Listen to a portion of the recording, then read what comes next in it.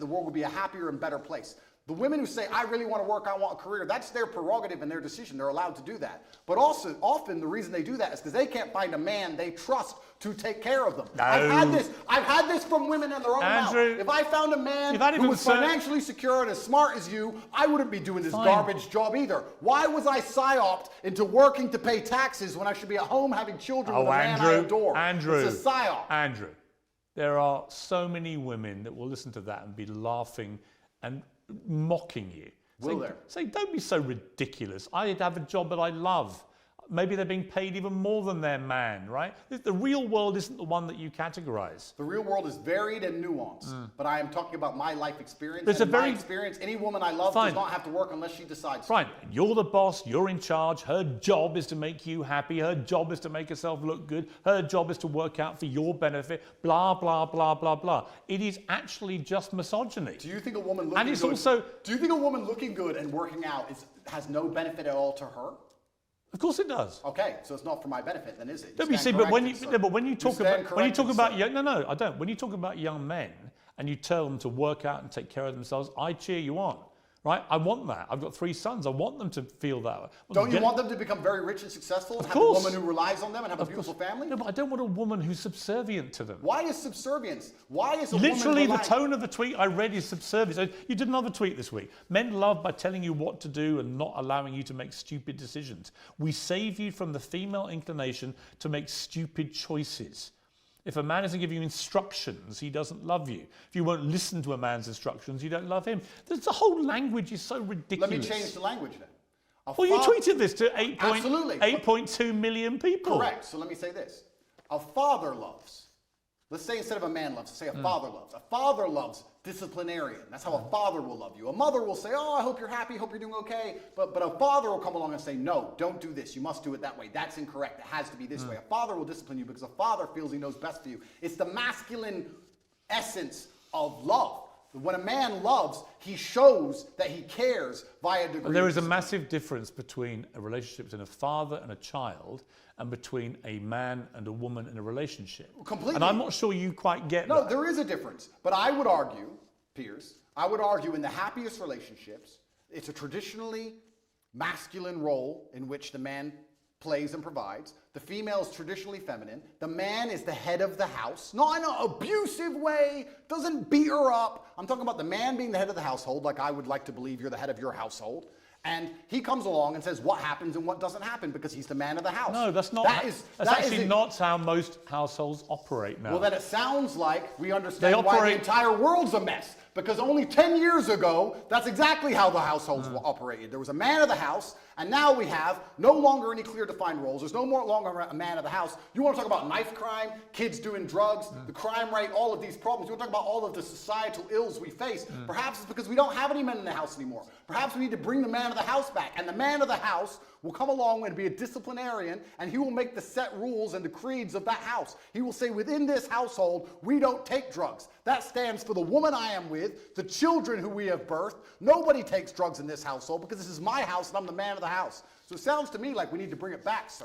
Yeah, listen, it's all good macho stuff, okay? And I know lots of young boys who listen to this and go, wow, that's how I should be. Then I read the detail of your tweets. And again, come back to this. We save women from their female inclination to make stupid choices. Females are emotional. If a man isn't giving you instructions... Now, females are emotional. Hang on. Piers, he doesn't love you. All this stuff is designed to, exactly as you've just articulated, is designed to make young men feel that the only way they can be successful in life is to effectively have their women under control, give them instructions that they have to obey. Don't buy women Prada, you'll end up in jail. You can buy them Prada, but let me finish my point.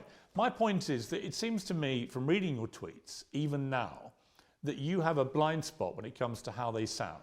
It may be that the legal problems that you're in, which might be extremely serious, and we'll see when the trial happens, but it may be that in your head, nothing you've done is remotely inappropriate, because actually in your tweets you can see there's an element there of wanting coercion and control. You want to control women. You want them to be effectively your servants, slaves, for want of a better phrase. Slaves who get Prada and get to work out in the gym and get to look good. But you understand? Do you understand the point I'm making? No, I don't. Because Which is in your head, the line is blurred so much now with this macho rhetoric that you've actually lost track of how this sounds. Piers, all of the things Even when I read that stuff to you, I could see you looking at me and your answer is, I was being sarcastic. No. And I said, well, where? And then you go, well, no, I meant it. Well, it can't be both. I meant it, and I said you either it mean sarcastic it, tone you either for mean comedic it, effect. or it's, well, no, because sarcasm means you don't mean it. Piers, all the things you've just described. Do you accept that? No, You're a smart guy. You know what sarcasm means, absolutely. right? I said it has a sarcastic tone for comedic effect. All the things I'm saying and the things I've said are basically the way the entire world thought only 10 years ago. You may buy into the PSYOP, you may buy into the new thing. I don't buy into any PSYOPs. We just talked about the vaccine, sir. Yeah, the vaccines weren't PSYOPs. Of course not. No. So I believe that there should be a man of the house. You had a polio vaccine, right? Correct. Why? Because I didn't get polio. I wouldn't have a COVID vaccine because I'd still get COVID. Plus probably myocarditis and have a heart attack. So we believe there was a man of the house 10 years ago. Do you think statistically more people got myocarditis by having the vaccine or not having it? I think statistically we need to bring You it don't. back. You don't know, do you? Why would I know? Why would I look at the statistics Why would and you bother studies to- why that would you- come from the matrix itself? So the matrix. So every fact you don't like because it doesn't suit your agenda, you just dismiss as matrix bullshit. No, I'll give you a very simple way I view the world. COVID can't hurt me, so why would I take their injection? You don't have to. Point two. You don't have to They take tried it. to make us, including you. Yeah. You told people Yes. they You know should why? have the vaccine. You know why? And if they don't have it, they shouldn't leave their house. You know why? Because at the time, the scientists, Not and by the way, scientists. scientists is ever evolving. At the time I said that, the scientists said if you had the vaccine, it would prevent you transmitting the virus. The Matrix That said turned out to be wrong, 'Cause the Matrix and they lied. issued updated advice saying Updated? further studies said that Updated? actually you could transmit it. Is that And what- at that point, you know what I did, which you never do? I held my hands up and went, I was wrong because the advice changed, and now I would not say the same thing. That is called actually evolving opinions when facts change. Let me give That's you- actually how a civilized democracy works. Oh, is it? We live in a civilized democracy, do we, sir?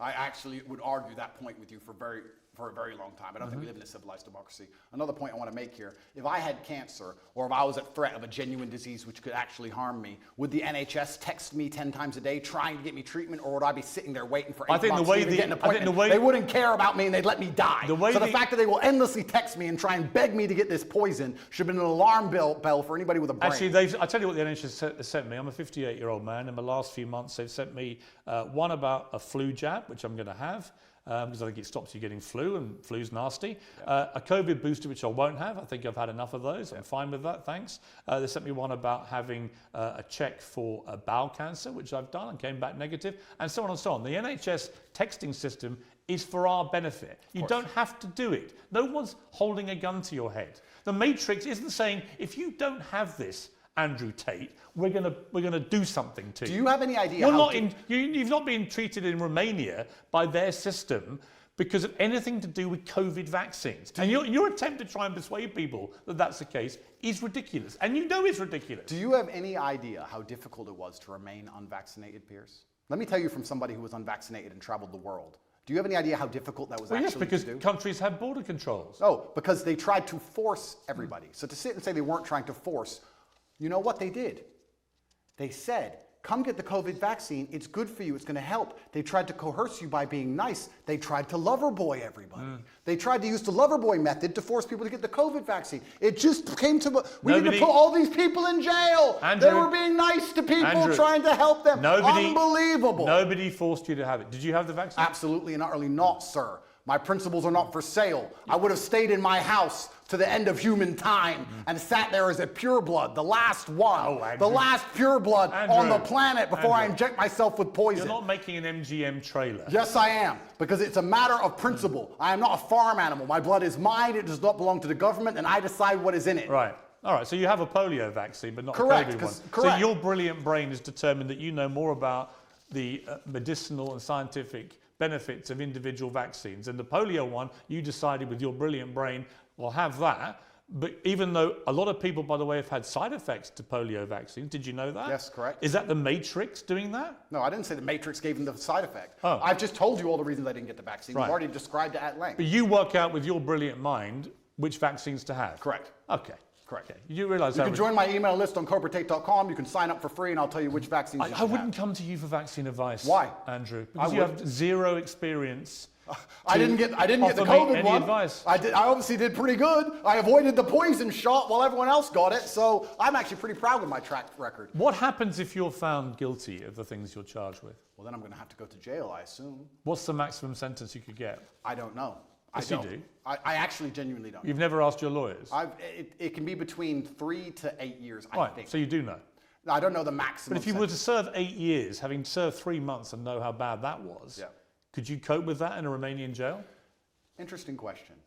Could I cope with it? Yes. Would I be the same afterwards? I'm not sure. What do you think even the 3 months did to you as a man?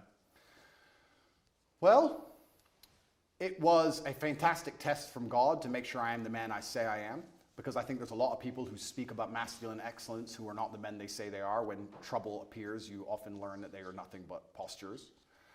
I had nightmares for a very long time. I couldn't sleep. I struggled with certain things. I would check my bed sheets every single night for cockroaches religiously. I had a problem with that. But I never turned to therapy. I never turned to drugs. I understood that all of these things are from God and they're given to me so that I can become a stronger version of myself. And I welcomed them all and I embraced them all. And now that I'm a better, not completely, but almost better, part of me actually misses my nightmares, Piers. Part of me misses training all night. I didn't sleep for weeks, months. You said you didn't have nightmares? No, I had nightmares. I said I didn't have nightmares in jail. When I left, I did. And I kind of miss it because I had so much time in the day to get things done. And now I'm sleeping a full 6 hours. I feel a little bit lazy. So perhaps I need another test from God. And if God decides, Allah is the best of planners, if he decides I need 8 years in jail, then I will embrace those 8 years in jail and do my absolute best to come out as the most formidable version of myself. Have you felt suicidal at all in the last year? I don't believe in suicide. It's haram. I know. You said that before. But did you feel like you may want to end it all? I would never kill myself under any circumstances. So the day they put that on the news, when they finally take me out, you can know it's a lie. It's haram. I would never kill myself. Lock me in that cell for the rest of my life. I would never kill myself. While you were under house arrest, you tweeted this: avoid women who go to festivals. They're either on some loser's table who's feeding them cocaine or in a crowd of sweaty peasants because they're a sweaty peasant. Endless Instagram stories screaming and having fun to prove to the world they're worthless. Hard pass, festy hoes. Correct.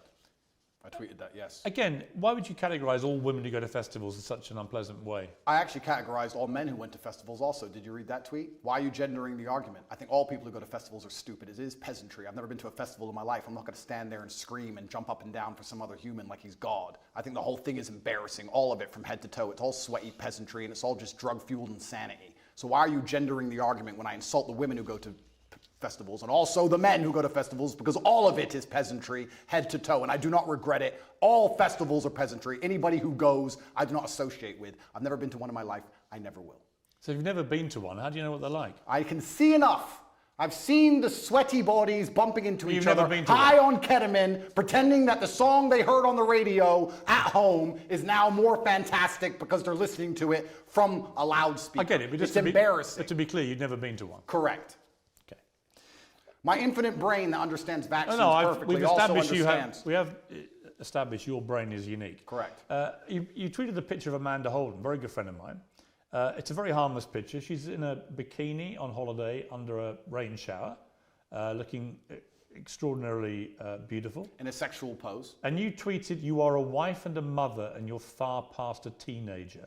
There's no need for this post." Agreed. Again, it's just misogynist to say that. It's not misogynistic. Why can't a woman of her age, she just turned 50, why can't a woman of that age actually show off her beautiful body in a nice bikini like that? What's wrong with that? You can call me crazy. You can call me misogynistic, but I think once you reach the ripe age of 50, any woman should not be interested in thirst trapping on Instagram. I think she has bigger responsibilities. I'm sure she's a very intelligent lady and she's done amazing things. She's famous. She's obviously very capable. And I think she could do things more interesting than standing around trying to thirst trap on Instagram like she's 18. Because I think she's above it. I wasn't insulting her. I was reminding her that she's actually such a fantastic person. She's done such amazing things in her life and she's so achieved that she's actually above thirst trapping. I was reminding her of her worth because as a feminist, we're all feminists here, right? We all believe in women empowerment. I'm reminding of her of her worth. Are you a feminist? Sure. Well, you're not though, are you? I believe in feminine empowerment, and I think feminine empowerment is in... Yes, I do. And feminine empowerment is in modesty. Modesty is empowering for females. You only believe in... Taking your clothes off for men on Instagram is not empowering. It's empowering when you say, no man but my husband can see my body. That is female empowerment. And I was reminding her of that. I was reminding her of her ripe age and her intellect. And there was no need for